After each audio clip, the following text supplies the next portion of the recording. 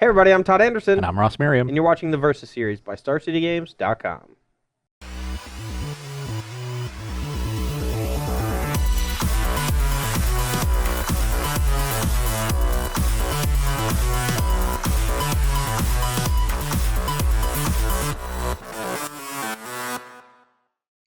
So today we're continuing our Legacy celebration. Celebrate good times. Come on. No? I was just going to wait for you to stop. Yeah. But with the ban of Deathrite Shaman and Gitaxian Probe, a lot of things have changed. Delver strategies, I think, can devolve back to where they were before Deathrite Shaman was printed. I think that a lot of cards like Noble Hierarch, for example, get a lot better because it fills that mana acceleration gap, while also having utility aside from just tapping for mana, which is pretty cool. Oh, definitely.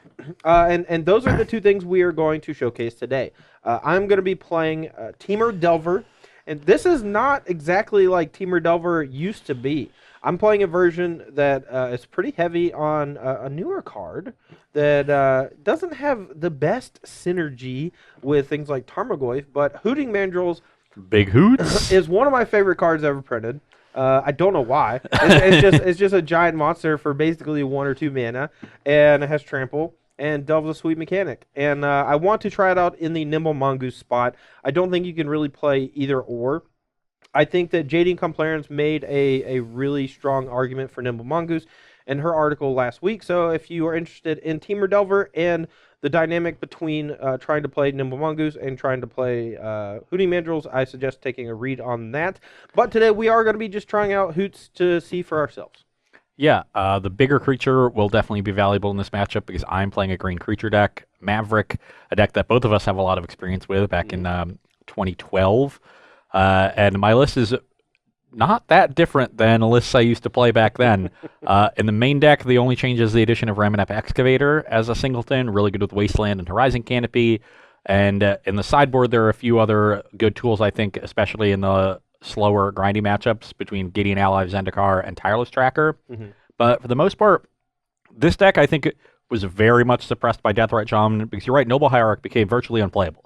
Any deck that would play Noble can instead play Deathrite and sort of splash black, and that's what Maverick decks for the last 5 years have done. They're just on the fringes of the format. But without Deathrite in around, Noble Hierarch becomes this card that actually gives you a significant advantage because the other decks don't have a mana creature in their deck. So you're able to go like turn 1 Noble Hierarch, turn 2 Thalia Wasteland you, and suddenly like I'm ahead 3 mana. Because I've played 3 different things that put me ahead. And you combine all of these effects, and you have Knight of the Reliquary that tutors for more Wastelands, and then it is gigantic by the end of the chain, and you sort of end the game before your opponent gets a chance to get their foot in it and start really developing their own game plan. And that just wasn't possible when opponents had Deathrite Shaman.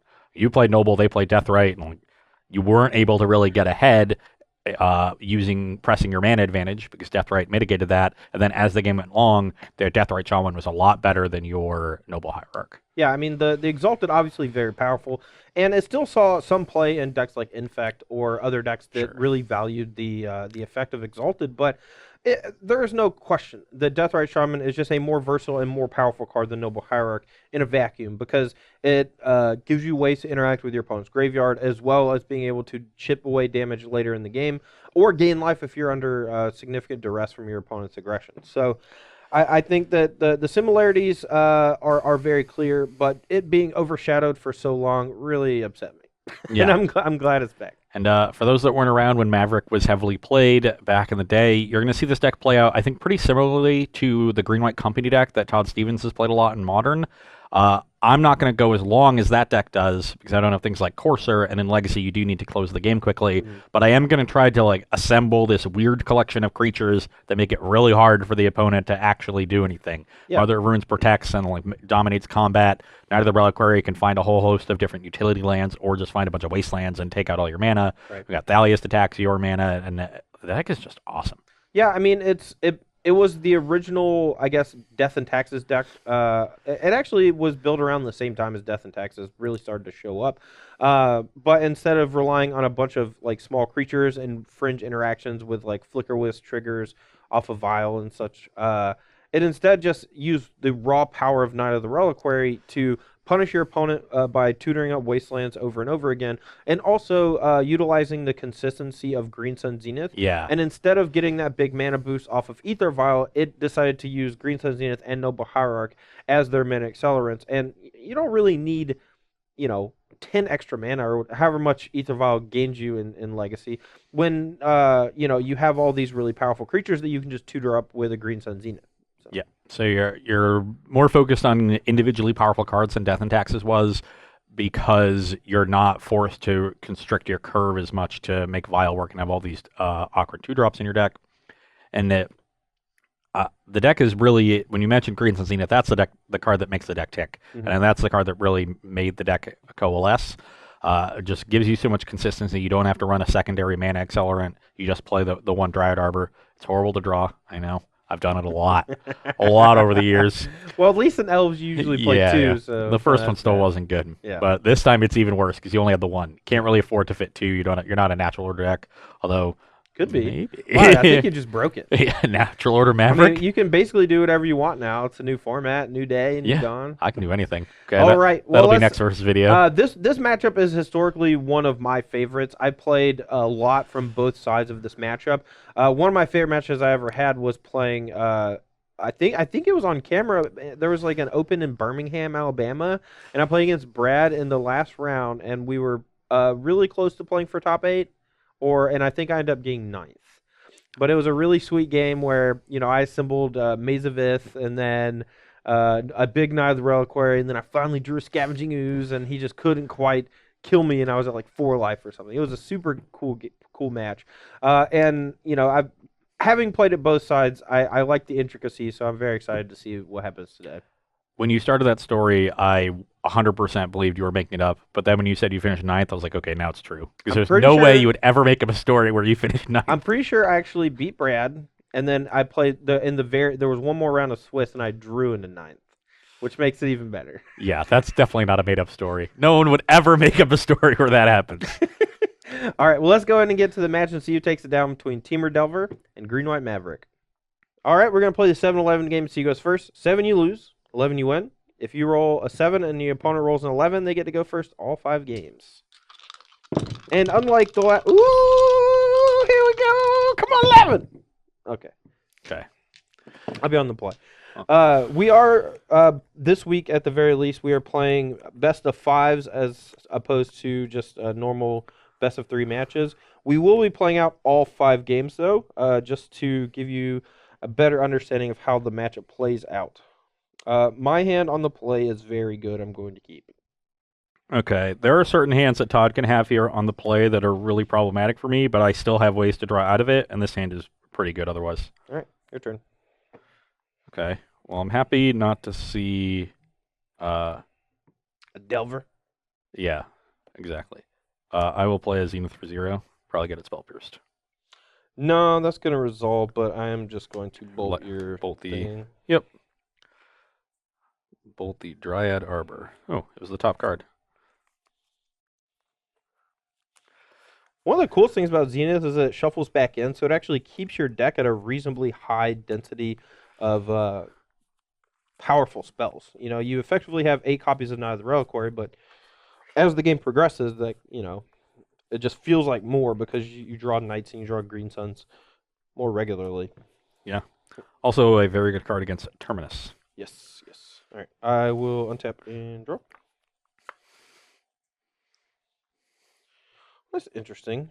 I think I want to apply some pressure to the battlefield, and I'll just go ahead and play a Tarmogoyf. Brings you to 18. Yeah, I don't love burning both my fetch lands here, but so I think Bolt is important there. Got a Tarmodai over here? Maybe. Run land, instant creature right now. Right now he's just 3 foe. Okay. It's fine. I will name Human with Cavern of Souls and play a Thalia Guardian for Aben. No Force of Will or Days for you. Yeah, that's fine. Pass turn. All right, so currently 3-4, Tarmogoyf, I'm at 18. Just go ahead and draw. That's a pretty good draw.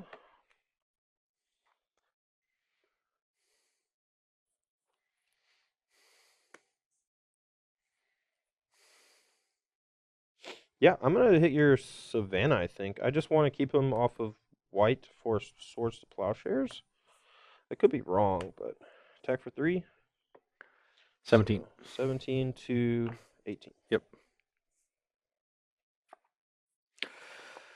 Well, this is getting dicey now as I have not drawn another colored source, but it Nice. is Maverick to check 1 Tarmogoyf at least. No. So I'll pass the turn. No. This does mean my Thalia is not really going to be doing anything in combat for a while. So maze 1 of the Goyfs, go to 14. All right, just play another Tarmogoyf. Your turn. So many Tarmogoyfs. So many Tarmogoyfs. Uh, Yes. Dude, I love mana denying the deck with 28 mana sources or 30 mana sources or however many. Feels so good. it's just that I drew basic forest. Really needed to fetch her Savannah for the swords. And this does nothing because I don't have another Arbor in my deck, so yeah, pass.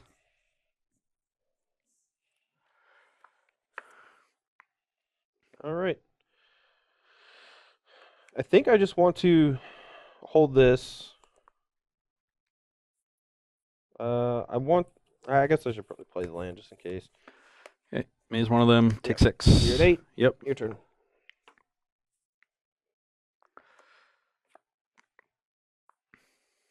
Awkward.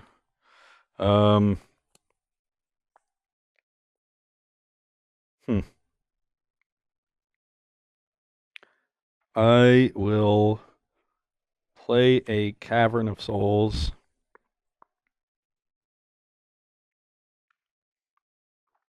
I'll just name Human again. And cast a Knight of the Reliquary. That is a 4/4. Hmm. And uncounterable. It's going to resolve. I'm just trying to figure out if I want to play this Brainstorm or not.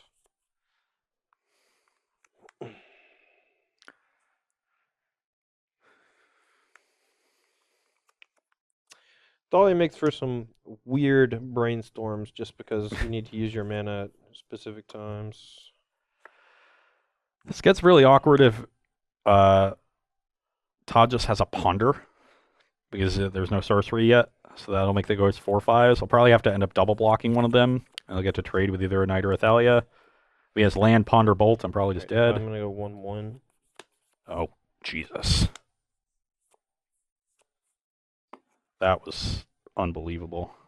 That was the best possible. Yep. So that's going to make my Tarmogoyf into 4/5s. Yeah, and take he has away. to chump block with the Knight of the Reliquary because even if he mazes 1. Because I'm at exactly 8. Yeah. Oh, I should do 1/1. Sorry, right? Because they bumped him to 4/5 and he's just Yeah. So you're actually at 7. 7. Okay. Yeah, chump 1, maze the other. I go to 3. Your turn. And yeah, I drew this a turn late. If I had been able to plow a turn earlier. Sure. I'm sorry, I just had you covered. I was saying if I plowed a turn earlier, you were tapped out. I had this forever. Oh, yeah, that Yeah. one. There was the one turn. I mean, I was tapping out to play another Tarmogoyf. Yeah. But like if I had plowed instead of done nothing, but I just happened to draw forest, cavern. I drew a Savannah. I just killed it. Yeah, I know. I killed it. Okay, we are on the play, I'm on the play for game 2, and I have a pretty reasonable hand. We've got a lot of cheap stuff to do early and some ways to take advantage of that. Yeah, and since we are on best of 5, this is one more game pre-sideboard. We'll be moving to sideboards after this game. My hand would be significantly better if I was on the play, but that's pretty common in Legacy. And I do like keeping fairly mana-heavy hands in this matchup just because of the threat of Wasteland. So this hand, I think, is actually pretty good. Okay. I am going to crack this fetch, go to 19. I'm going to get a basic forest and play a Zenith. Okay. And get a Dried Arbor and pass. So I always thought of maybe keep getting dual lands because Dryad Arbor is wastelandable, but it's very likely that if Todd has a red removal spell, he'll use it on Dryad Arbor here. Looks like he does not.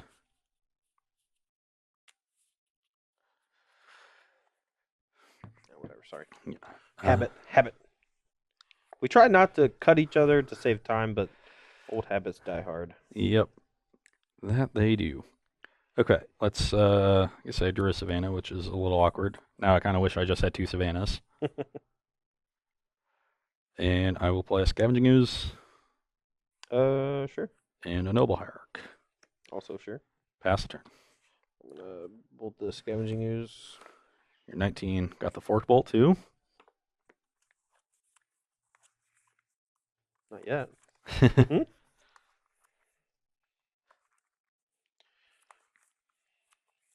Alright, untap. I'm at 19 Yep. all. Draw.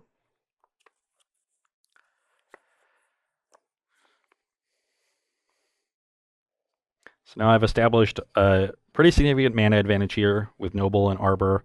Is able to double spell on turn 2 all of the things affecting the battlefield. Ponder.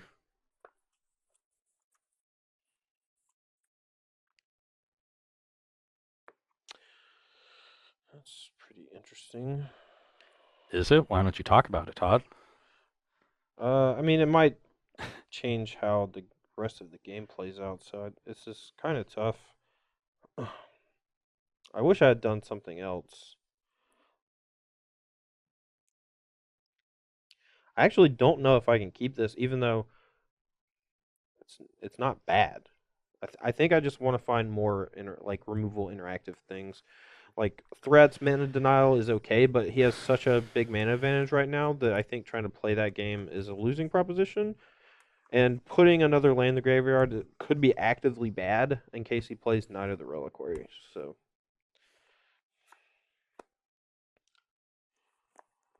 all right, your turn. Okay. So now I have a kind of interesting turn as to what I want to do with this, and I think.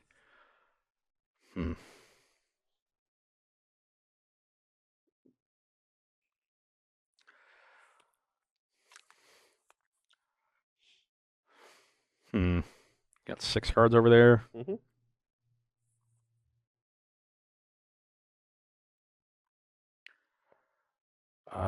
I don't think I can play around Spell Pierce with this because anything else I find is not very good. So I am going to play around Daze, though, and leave up this Wasteland and cast a Zenith for 3. Yep. I'm gonna spell pierce it. That's a tilt. I don't. So if I fetch Tropical, he's almost assuredly just gonna Wasteland me. But if I fetch another Volcanic, he might not. I don't know if I actually care that much about getting Wastelanded right now, though, since we do have another fetch land in hand. So I will let him decide. But At this point, I'm much more scared of Todd playing a threat, I think, so let's deal with the drop. Okay. Good. And now our tempo advantage is 18. pretty well negated. Todd having the 2 1-mana answers for my 2 threats so far, but I get to draw a card every turn. Yep. I go to 17. I'll go and get another drop. We do only have 3 drops in our deck, and it's fairly common for the Maverick deck to actually wasteland the Temur decks off of all their green sources, and so they can't play any more big things. You have land, sorcery, creature, so I guess I'll get rid of the sorcery so my Tarmogoyf stays big. Okay, your turn. Okay, well, let's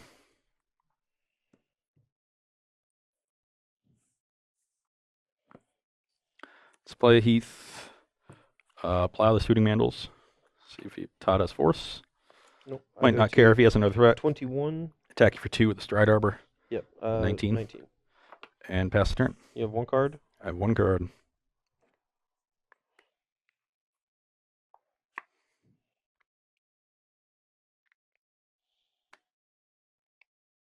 Go.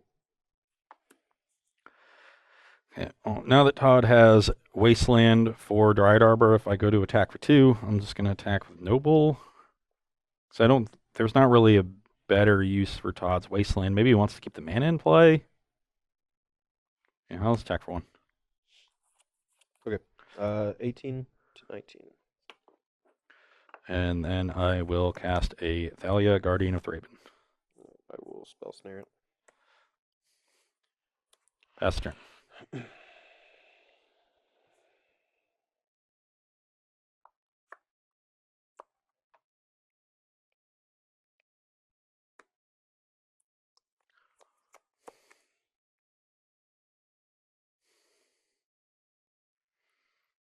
Go.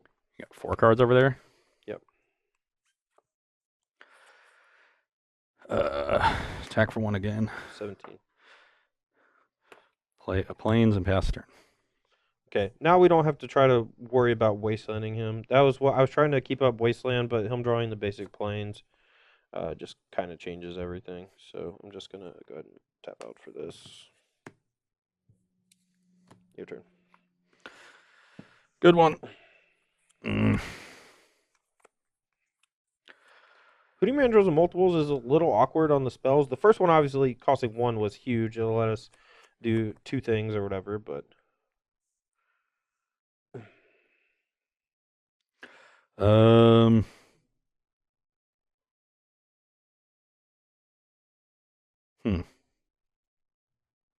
Thinking about which one I want to wasteland, and I don't think I'm that scared of Lightning Bolt, but more threats like a Tarmogoyf would be kind of rough here.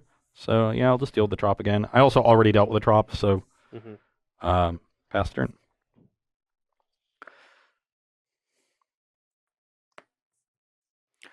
$15. 15, 17. Your turn. And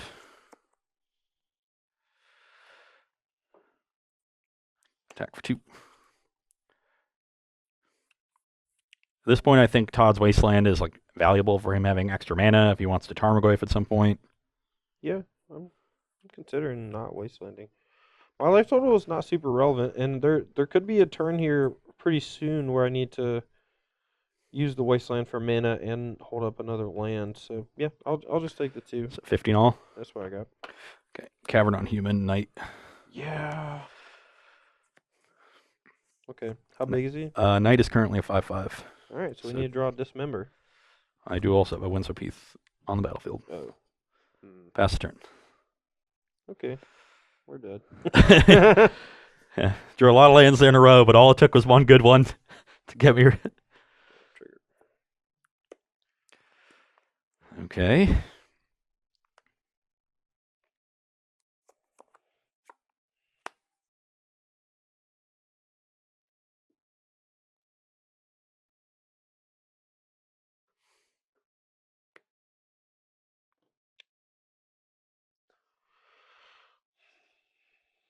There, attack. Okay. So that attack suggests Todd does not have a lightning bolt in his hand. Otherwise, it might have attacked the mandrels into my knight. Yeah, I thought about bluffing, but I think you just have to block because of the clock. It was like if you have a bolt and I just take 4 and go to 8. Like, yeah, you're just in I guess a I can, lot more trouble. Yeah, I can get this to 6/6, 7/7 and find maze. Right, I'm going Then you have to wasteland for the maze. Wasteland the cavern. Sure. I'll see go.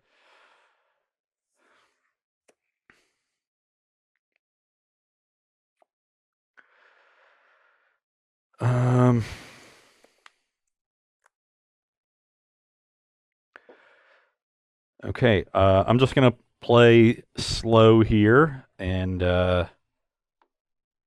pass the turn. On your upkeep, I'm going to try to plow this aberration, assume that meets a force. Yep, I'm going to pitch Just going daze, to have to go to 14. Yeah, I'm just going to play through these force wills. Not really anything I can do there. I should tap like this. Sure. Because I'm definitely sacrificing the non-basic.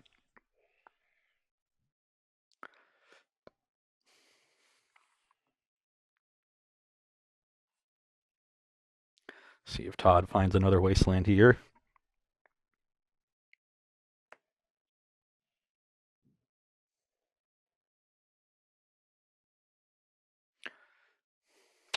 This is tough. These games are a lot. All right, I'm gonna brainstorm. Sure.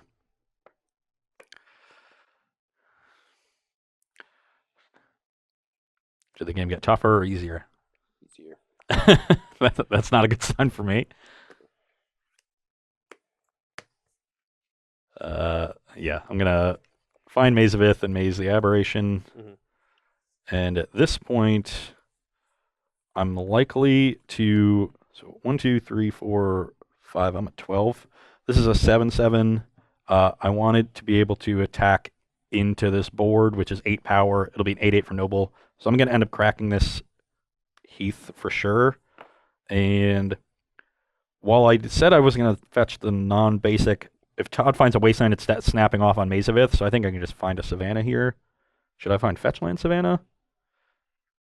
I think I can and just go to 10. That would, so let's see how that affects the clock. I have 2, 4, 6. So this is an 8/8. I can 9. So that attack would be for 10, and that'll bring you to 4. So like even if you fetch, like that Dryad Arbor isn't lethal. It's like sort of the next relevant thing. I guess once I start attacking with Knight, actually, I have to be worried about this Hooting Mandrills because I don't have a good blocker for it and it has Trample. So this attack here is for 10. I like maze one of these. But if you have Wasteland, attack for 10, I can only stop 2 of it. That's 8. And then the Bolt would kill me if I go to 11. Yeah, so let's not get the fetch then. What about Wasteland? Just if you draw another Wasteland, you take me off of red. And it can pump your. Oh yeah. No, this wasn't Knight. This was an actual sorry, fetch land. Yeah, my fault. Yeah, I had to find the maze off the Knight. If I draw a Wasteland from return, I might use Knight just to shut you off.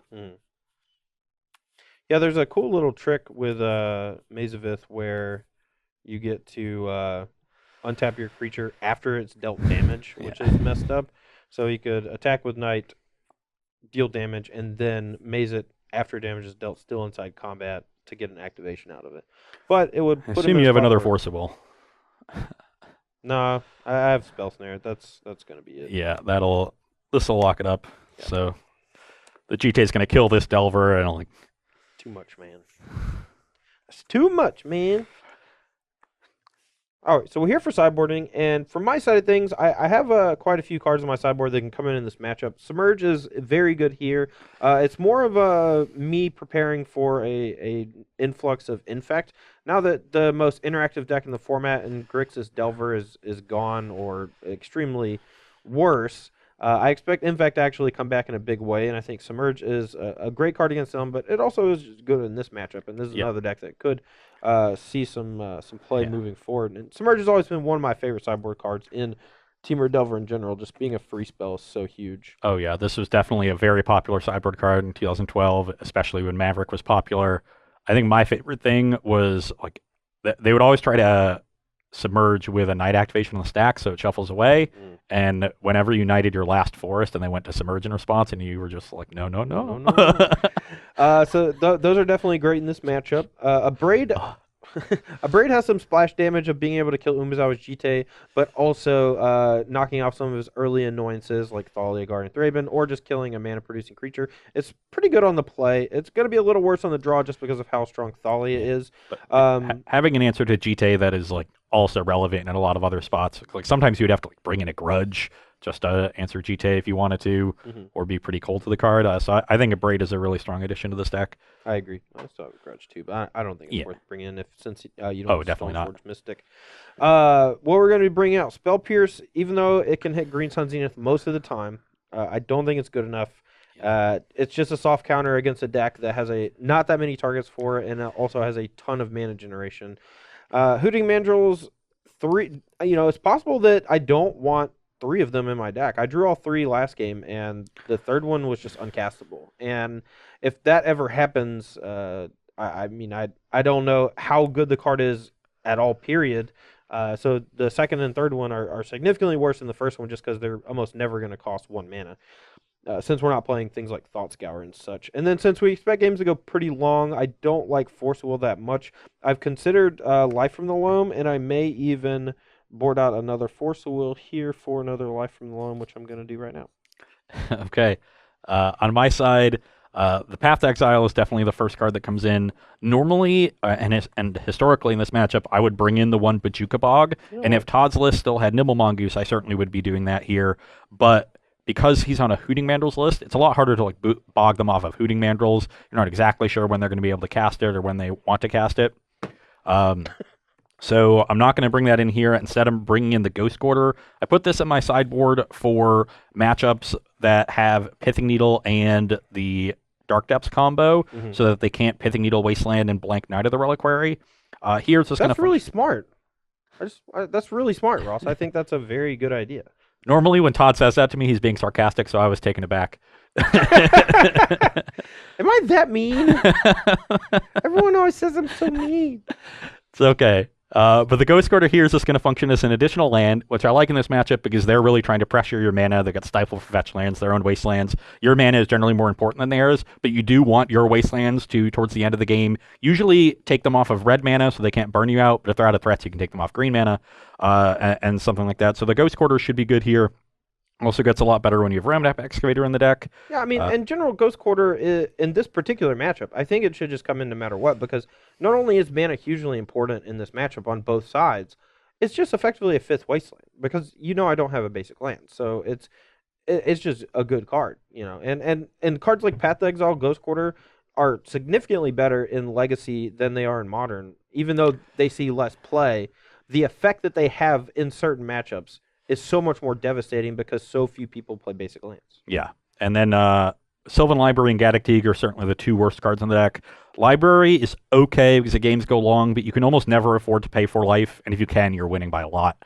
And then the Teeg is better if they have a bunch of submerges. Todd only has 2. Most people board down or completely out of Force Will like Todd is doing, so Teeg gets a lot worse. The 2/2 body isn't that relevant, and you shut yourself off of your own green sun Zeniths, which can be awkward. And then I'm making the swap of Pride Mage for Tireless Tracker. Pride Mage usually doesn't have a lot of targets here. I know back in the day, sometimes they had Mind Harness in Temur Delver sideboards for this matchup. That'll be a challenge for our director to bring up. I don't think he was expecting that one. It's like 1 mana, steal a green or red creature, but it has cumulative upkeep of 1? Yes. Yeah. So Pride Mage sometimes got left in to deal with things like that. Library is like a fine card to hit, but it's not a card that keeps Pride Mage in the deck, and instead I'm trying out Tireless Trackers. It slows me down a little bit, but the post-board games are going to be a little slower, and Tracker has the ability to rumble in combat with Tarmogoyf and Hooting Mandrills, and at least draw a card or two if it resolves, and it's also a human for Cavern. Yeah, we talked a little bit about this stuff pre-match, and the exclusion of Gaia's Cradle was something that we talked about a little bit, but I think there's a chance that you should just be playing 1 Gaia's Cradle main and 1 Tireless Tracker main, and you just go off. Yeah, I could definitely see that. Tracker Cradle is good. Maybe the Cradle gets Remnant Excavator, get that guy out of here. We got Tireless Tracker, Gaia's Cradle going on. You don't need no lands out of the graveyard. It's not like you can play 4 lands out of the graveyard a turn like Todd Stevens does in the stupid graveyard deck. Yeah, stupid, I could definitely see Tracker working its way into the main. This card is just messed up. Well, it's just a messed up card. I just love doing a bunch of weird stuff with 1-ofs in Maverick because you have all these ways to tutor stuff. Yeah, anyway, between Knight and Zenith, you tutor for a bunch of different stuff all the time. I made a different swap here. Since I expect Ross to actually become more of the control deck, I want a couple of cards that will punish him for playing a slower game. So I think Sylvan Library and Life Realm are actually both going to be pretty good. Force of Will, since the games are going to go long, it's going to be worse. And we have some clean answers to Knight of the Reliquary. Dismember can usually kill it, and then Submerge can almost always kill it. So. Yeah, Submerge is messed up. And the fact that he has 2 Cavernous Souls means Force is going to be a lot worse. All right, we're here for game 3, the first game after sideboarding, and my hand is pretty good. We are a little bit land light, which we talked about in game 2. I actually like drawing more lands than normal in this matchup just because of the strength of Wasteland, but we're going to keep. My hand is a little vulnerable here, but I just can't mulligan a hand on the draw that has so many cheap spells. Yes, sir. Okay, that was nice. I will play a Green Sun Zenith. Okay. I will get a Dried Arbor. Pass the turn. Expecting this Dried Arbor to get bolted. No. Ooh, end of turn Brainstorm on turn 1. This is probably dumb. The classic Legacy folly. This is probably dumb. I got a lot of stuff to do with my mana, and I don't have another land. And if I don't want a main phase of Brainstorm looking for a land. So it's a bit of a gamble because we could Brainstorm lock ourselves here. But, you only live once. Unless you're a cat. And we're dead. Oh, wait, no, we don't want to do that. We setting up a Delver here. Kinda. But...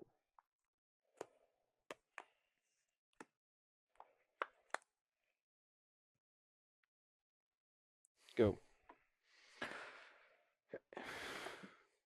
Well, I have some good news for you, Todd. You don't have another land? I do not have a wasteland. That's good news. Yeah. I will, however, cast. I'm going to go 19 and cast Athalia.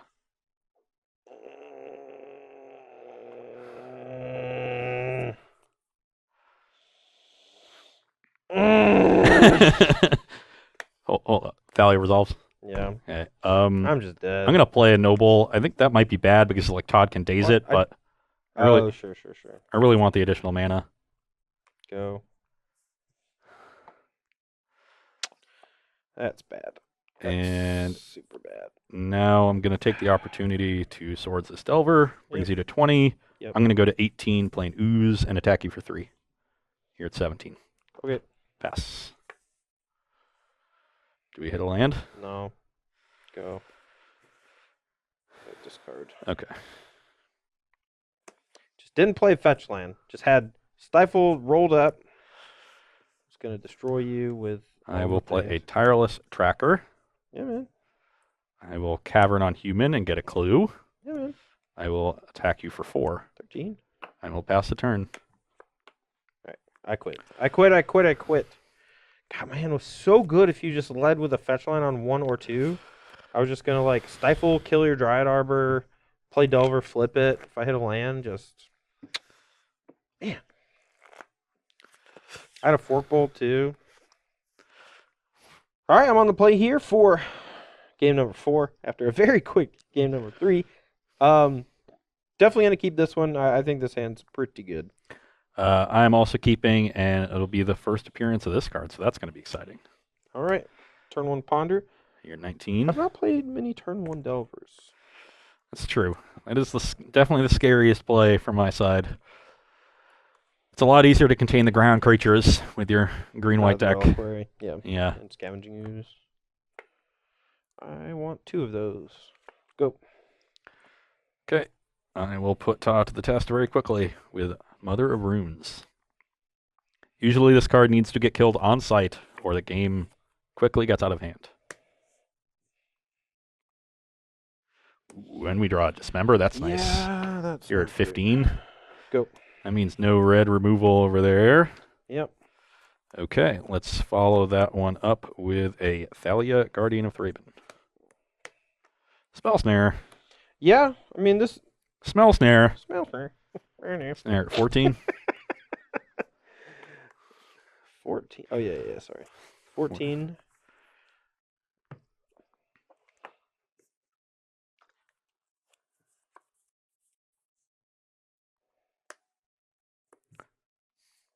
It's a Gooter. Good. Has the fetch land to shuffle too. Ooh. So I'm a ways away from protecting this knight from a bolt, and Todd would have bolted Mother of Runes if he had it earlier, so I'm just going to run it out there. I'm at 19. Okay. Does it resolve? So I think, Sim Library and play, Brainstorm actually is just not good. And if I draw a Daze, I would much rather get some value off a Daze here. So I think, yep. We're just going to EOT Brainstorm. We're going to be at 13. You mean in response Brainstorm? Oh, yeah. Sorry. So you're at 13. I'm at 19. Mm-hmm. An interesting usage of the card. Yeah, but I mean, it's not exactly a redundant effect, but it's. You throw away your shuffle effect for the library too. Yeah. Did Okay. you find Daze? It resolves. Okay. So it seems like a man who found a lightning bolt. Seemed pretty contented and didn't have the Daze. Nope. So. All right. Sylvan Library. Among the most confusing cards in the history of Magic. Take 4 damage. So you're at 9. Yeah, definitely has a removal spell. Oh, I drew it, but yeah. All right. Raid. Go. Still no threat. Oh, we're getting there.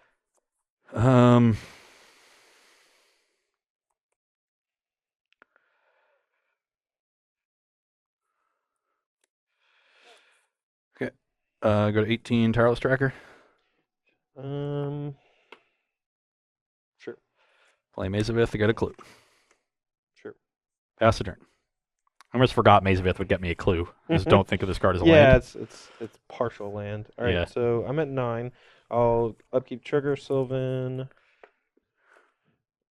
I'll go to 5. Wow. Well, I mean, if you clear one of my blockers, it's going to be with a plow, right? So I don't know. It's Okay. fine. I don't know if it's right, but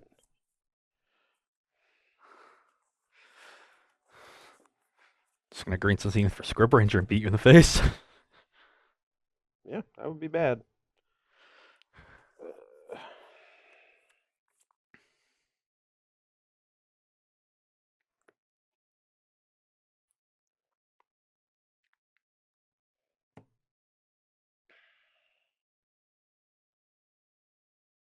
I actually don't even know how this works with Life from the Loam.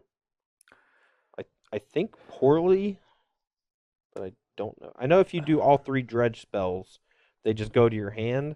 But if you do 1 dredge spell and 2 draws, I think you have to put both of them back on top, yeah, or you pay take for damage. life. Because Dredge replaces draws. Yeah. And you have to pay for you have to put 2 back and set. It's not keep 1, it's put 2 back. Yeah. Yeah, it does. So now you're at 4 from that fetch? Mm-hmm. Yeah, that is a weird interaction. We're going to loan back just 3 fetches since we don't have a thing yet. Play this, and then I'll play Tarmogoyf. Your turn. So we have land, instant, creature, sorcery. Well, I guess, do you have a land still? You I could got put a one land. land left. Okay. So you don't have to fetch to make it a 4/5? Mm-hmm. Okay.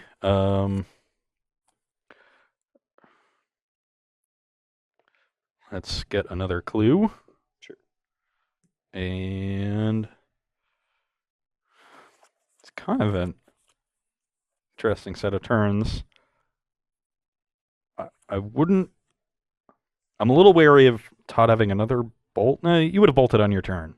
So I'm incentivized here to get my tracker up to a 5/4 and get it out of bolt range. And then next turn I can, if I find a land in 3 draws, the Goyf no longer checks it. So I'm thinking about just cracking clues of this turn. Yeah, crack a clue. Gets counter. Mm-hmm. Crack a clue. Mm-hmm. It's counter. And pass the turn. Got the, like, you can't dismember here because you're at 4. Mm-hmm. So that's also good. Okay, top 3 with Sylvan. Yep. I'm just not going to bother with Loam.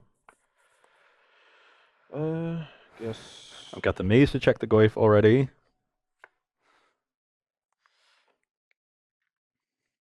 Go 3. Yep.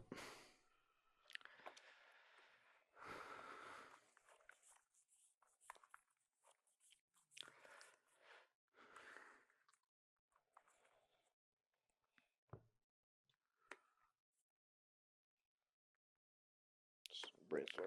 Sure.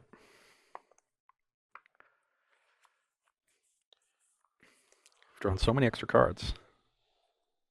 This is a game where Forcible would have been great. Let's go submerge this. Oh, you're submerging your deck. I suck. We will wasteland this. Hit you for 4.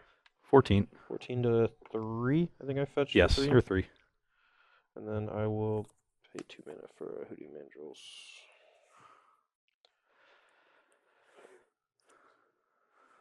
What? Oh yeah, I missed the canopy damage. I think. I'm at 4. Should I be at 13? I'm gonna trust. the director Maybe on I this missed one too. Oh yeah, that's true. Yeah, last turn. So I got instant, Good job, director. sorcery, land, creature still. Okay. Yep. I don't have any use for any of this stuff. Your turn. Okay, well, got punished by Submerge, as you do.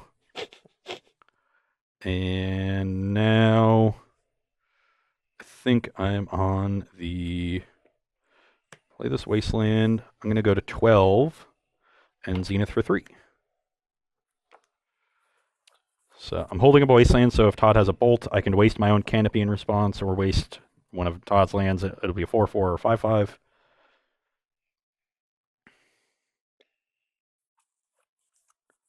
Probably end up making it a 5/5 and force Todd to 2-for-1 himself with a bolt here. I'm gonna daze it. Yeah, I've had daze and bolt. I mean, pay. Yep. Find a knight and pass the turn. All right, so it's a 3/3 Yep. of 8 power. You're at 12 now. Yep. So I'm not dead to a bolt. I can take this 8. Yep. Yeah, it didn't play around Submerge. Like, that was bad. If I just played spells that previous turn, I'd be in better shape.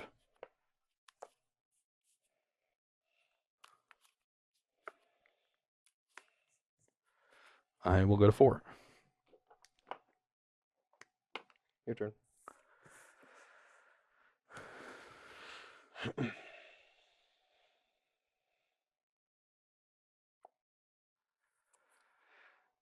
And that probably does it.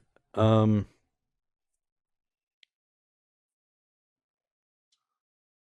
don't mean that in a good way.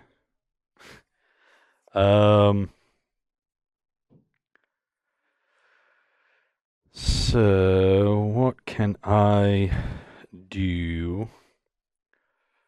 Guess I could find that.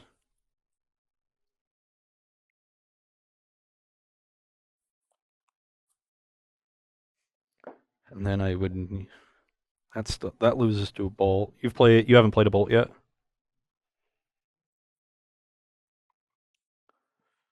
No. Played in a braid. Okay. And a submerge and a dismember.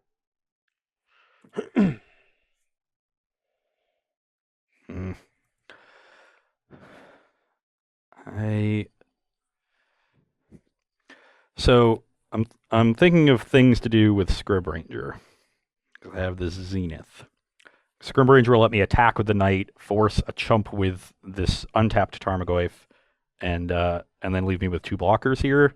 And the knight can block the Hooting Mandrills, and then I can chump the Goyf. But obviously, if a bolt on my Scrub Ranger will stop those plans. I'm trying to see if I can get another creature down, and I think I can. The problem is I can't tap Canopy, otherwise I die to Lightning Bolt. So I can't get another blocker down unless I tap Canopy. Mm-hmm. But you know I don't have bolt because I would have bolted this. Oh yeah, on your turn. Okay. So I guess I can just not play around Bolt. And it's only for the 1 turn, and you know the top 2 cards. So you're only seeing 1 new card next turn. Yep. So like I could dredge loam, but I still have to put the other 2 back, so it's not. Though, actually, I still can't get. I still can't get 2 creatures down because I have to waste my own land to make this a 5/5 when I attack. I guess I could just make another chump blocker. Oh, this card is really good. What am I thinking? I don't know. So if I can play, I guess this is bad against Wasteland. I think you probably would have wasted me last turn too, but you could have like a Wasteland sitting on the top that you wanted a different card instead. So this would give me 3 blockers and I guess this would still just give me 3 blockers and a maze. So even a Wasteland doesn't beat me, but a Bolt still does. But then a Daze would also beat me. This is just a tough turn. Mm-hmm. This is definitely the turns. The game's either going to end on your next turn or my next turn, I would assume, or effectively end on my on my next turn. If you take a damage, I have a couple turns to find it, I think, but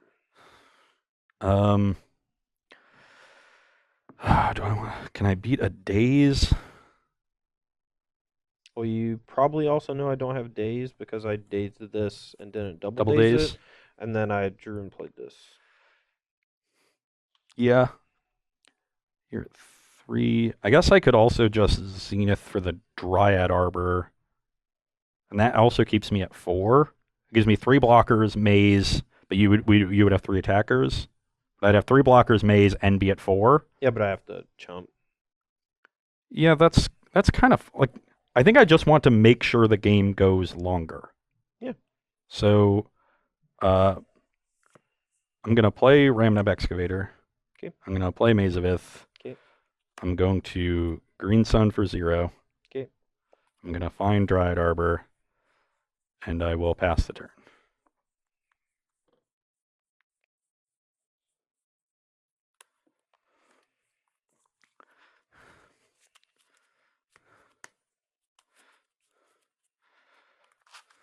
So I can Dredge Loam, get back Wasteland, Wasteland Maze, attack with 3 things. He just puts this here, and then chump chump. And then I die on the swing back if I do that. And if you Dredge Loam, you don't get an actual draw, so you can't find a bolt. Yep. Currently, this is only a 2/2. Correct. Okay. 3, 4. I guess I have to find a fetch land actually to make it big. No, I think. Hold on. I think I figured it out. Okay. 1, 2, 3. I'm just not even gonna. I guess I want to see what they are. So. Yeah. You get to put them back in a different order too, if that becomes relevant. Okay. One back. Wasteland and 2 fetches, I guess. Yep. Wasteland target maze. Attack with everybody. And walk like that. Yep. Sack here. I'm gonna stifle that. So he still trades, but it gets it off the battlefield. This is only a 4/4. Yeah, that'll do it. Yeah, I took a conservative line and got pretty punished for it. Now I'm pretty dead. If you had done any other line, I think I would have beat you with a stifle anyway. Because you can't. If you went for the Scrib Ranger play, You know, stifle I the can Scrib stifle Ranger. the ability. Even though it's protection from blue, the ability doesn't. Yes, that's correct. So these die, these trade. Mm-hmm. And I'm still at 3, and you are at 4. And I will pass the turn. This has been an awesome game. Yeah. These Now last few turns have been. now I need to find thought-provoking. swords just to stay in it. And that is not swords. Even if I guess that gives me 2 chump blockers. Tireless Tracker. Mhm. Get a clue. Mm-hmm. Go to 3 and Zenith for 1. No, I'll spell snare that. Okay. Yeah, I couldn't Zenith for 0 because of that. Mhm. To play around Day's Snare, so now I'm dead. Yeah, that was a sweet game. Whew. If I just don't make my tracker big though, I think I win pretty easily. And gave you the window. Okay, we are here for game number 5, all tied up here, 2-2. I am on the play. I've taken a mulligan, but I have a pretty reasonable hand with a good mix of stuff. I'm not sure how I'm going to sequence it. I think I'm just going to start on this one and leave my options open. So that seems reasonable to me. I guess my scry also makes a difference. Mm-hmm. What do you got over there? I'll let you finish your scry first. Okay.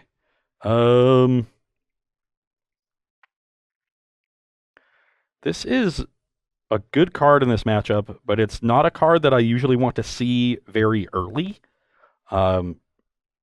especially in the post-sideboard games. And I don't foresee this hand, unless this hand plays out where I'm really ahead, I don't foresee this card actually being that good, so I'm going to send it back. Okay. My hand, we are a little bit mana light, which is going to put a lot of tension on my draw if I don't hit a land on my first draw step. I have to decide between playing a Delver and potentially getting destroyed by a Wasteland, or playing a Ponder and trying to set up my next few draws, and I'm leaning towards the latter since I expect these games to go a little bit longer than normal. Okay. Well, I will lead on Cavern on Human into Mother of Runes. And pass. See if this one lives. It does, and I'm dead. I mean, I'm basically, the Cavern is insane. All right. Well, let's try to go this route, I guess. I don't know. Your turn. I would have been in fine shape if this were just a volcanic or a fetch land, but as it stands now, the Well, Mother Runes is going to 2-for-1 me, which might be way too much for me to handle. I was going to play into Days, but I think now, with the way my hand looks, it's best to just go this route. I guess I'm probably going to have to play into Days anyway, The but Cavern of Souls. What the heck are you talking about? I have a bunch of not human cards in my hand, Todd. Sure. So I'm just going to lead on a Mother of Runes and Wasteland your land. And pass the turn. Attack for 3, go. 17. I do not have an answer to this aberration. Attack for 1. Yeah, 19. There's no way Todd plays 2 removal spells on his next turn. I can find an answer if Todd doesn't find a land on his next turn because I know he has a Daze. So I'm going to just play the Scavenging Ooze right here and pass. How is this how the final game ends? This is so BS. This is your life, Todd. I don't want to try to trade. Oh no, you have whatever. Yeah, Mother of Runes. 14. Yeah. I got to discard it. Sure. And that should just about lock it up. I'm going to attack for 3. You go to 16. And I'm going to Green Sun Zenith for 2. Yeah. Find my good friend Scrib Ranger. Okay. I'm gonna take a draw step. Yeah, we're done. We're done. Yes. All right. So not exactly the most thrilling conclusion to the match, but some games of Legacy just go like that, and Wasteland is the reason for that. But at the same time, I like having Punisher cards in the format for people not playing a lot of basic lands, and for people playing too many weirdo non-basic lands, as well as just ways to keep busted lands in check, like Merit Lodge, Dark Depths, Thespian Stage stuff. So a lot of great non-basic lands in Legacy. So you got to keep them in check and keeps the mana bases in check. And that was one thing that Death Threat again helped out with. It fixed your mana in these 4-color decks. Mm-hmm. Let you play a whole ton of different answers that you normally wouldn't. Double colored cards of certain costs, in addition to having more expensive cards in your deck and more powerful cards. And we saw 2 out of the 3 games I was able to win in that set were games where you stumbled on your mana playing an 18-land deck with no basics. Yeah. And I punished you with a Wasteland in Game 5. Didn't even need the Wasteland in Game 3 because you didn't have a threat. I don't know how that game would have played out if you got a land. It would have been pretty awkward for me to try to play through Days. It's hard to play through Days if you don't have a turn 1 mana accelerant, and I didn't have an answer to Delver other than Zenith for Scrib Ranger, so I might have had to hold the Zenith and play into Dazes. I'd beaten down by Delver. If you had done it, I almost assuredly would have Daze Scavenging Ooze. I don't think that's a question. I did have a second Daze. Yeah. So it could have been an interesting game. The problem really stems from me not being able to answer Mother of Runes once you get to untap with it. There have been various sideboard cards in decks like Massacre, things like that can then help out in this kind of matchup. Temur Delver, not one of those decks that can play it because it does require a basic swamp. Yeah, Rough Tumble was usually the one they had in their sideboard. We might see that return because it does not kill Threshold Nimble Mongoose or Hooting Mandrills. Does not kill Delver once it flips. There's also Cursed Totem. It's a card that people used to play in their sideboards. What's that one do? Stops activated abilities of creatures. I got the 1-2 combo from that. I had Thalia and Mother Runes in play, and another creature. Didn't think I could lose, and a Noble. My opponent goes Cursed Totem. That's pretty good. Untap, Rough Tumble your entire board away. Oh, I'm dead. Those games actually, how Game 5 played out, where you got the Delver down, but then I crippled your mana, so you're not really doing anything. But I didn't have an answer to Delver. Is a pretty common pattern for this matchup, and I think a lot of the time you'll see in those games, because I'm the one who's ahead, either I can get down a big creature and race, or you'll get me down to 5 and I'll finally answer the Delver, and then I'm so far ahead and you can't really bolt me out. Yeah. I mean, at that point, the only way to win is to draw 2 bolts. Yeah. But you're putting so much tax on my mana with things like Wasteland and Thalia, Guardian of Thraben, that even if I draw both bolts, I can't usually cast them both in the same turn. And if I go for something like that, you still have the back door of Swords of Plowshare as my own creature. So. Yep. If you find a plow later, or just after dealing with the aberration, you can definitely do that. I've certainly done that. Plowing a big knight, gain like 9 life. Will do it, especially also against Burn. Doing that against Burn is nice. Yep. But one of the more interesting matchups I think that existed in Legacy and hopefully will exist now that Deathrite Shaman is gone. Very skill intensive, very a tactically diverse match. There's a lot of different play patterns. Like I mentioned, some that were common, but very few times do you have a match where the games all play out the same. Like what usually like one person can get ahead, and whoever is ahead changes the dynamic of the game, what they're ahead with, and then how their sideboards are constructed, how many haymakers you have, how many submerges you have, and then like what kind of cheap interaction I have in my sideboard to help me not fall behind. But the matchup is super awesome. It was one of my favorite ones to play. Sad we didn't get to have like the Ooze games. That was one we missed in that 5-game set. You gotta have Cradle. Ooze games are the best. But also me not having Nimble Mongoose makes Ooze a little bit worse. I did delve away my entire graveyard a lot, and not only does that take away some of the food for Ooze, but it also makes it so that its impact is less felt, because you're not really trying to keep me from a certain point, because I can always hit these lands, and then I still get my 4/4, and then sometimes I only need 1 or 2 cards in the graveyard before I pop a fetch land into that. Yeah. I do want to try out a build of Temur Delver that like maxes out even on Thought Scour and just plays 4 copies of Hooting Mandrills, but you have to start making sacrifices in some of your disruption, and I don't really know. Like Spell Snare felt pretty good, and this isn't even like a Stoneforge Mystic matchup, and I think Stoneforge coming back in a big way is going to make Spell Snare way better. Yeah, Stoneforge and Snapcaster Mage should be pretty big. And Baleful Strix, I think, is going to be a big card. So a lot of cards that you can Spell Snare. That was a card that sort of rotated in and out of Temur decks. I think by the end, right before Deathrite got printed, they weren't playing as many Spell Snares, but around the summer, they were playing 1 or 2 all the time. One deck I actually kind of want to see make a comeback is the old Michael Majors Jeskai Delver Special. That deck was always really good when the format was very fair deck heavy. Yes. Decks with just trying to play removal games. Decks trying to play, 1-for-1 tradesies. Its disruption wasn't great. It didn't play a ton of things like Spell Pierce. It basically just relied on Daze and Force of Will to protect against those decks with, access to a bunch of sideboard stuff, which was nice. But it could play a much longer game because you play this turn 1 Delver of Secrets, your opponent's usually just going to try to kill it as quickly as possible. And then you follow that up with something powerful like a Stoneforge Mystic. If they don't have the answer, they just have to beat, Batterskull token plus any potential other giant thing you might play.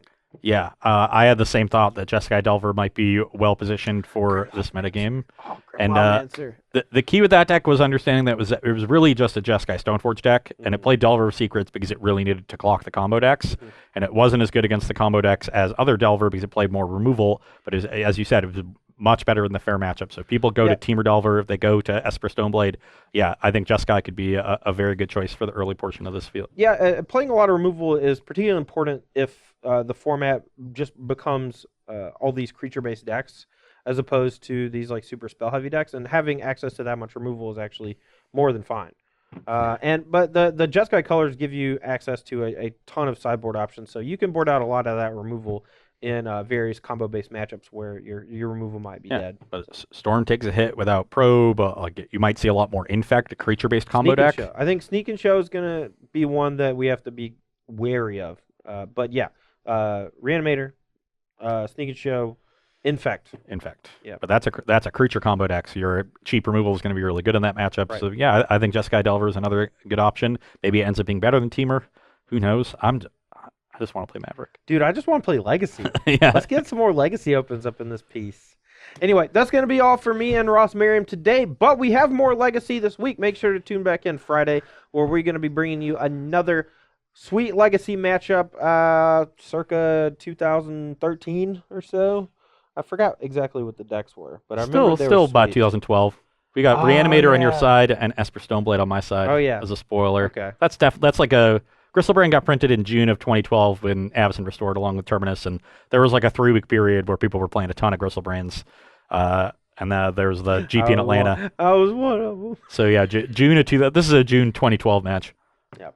All right. Well, thanks for watching the Versus Series by StarCityGames.com. For Ross Merriam, I'm Todd Anderson, and we'll see you soon.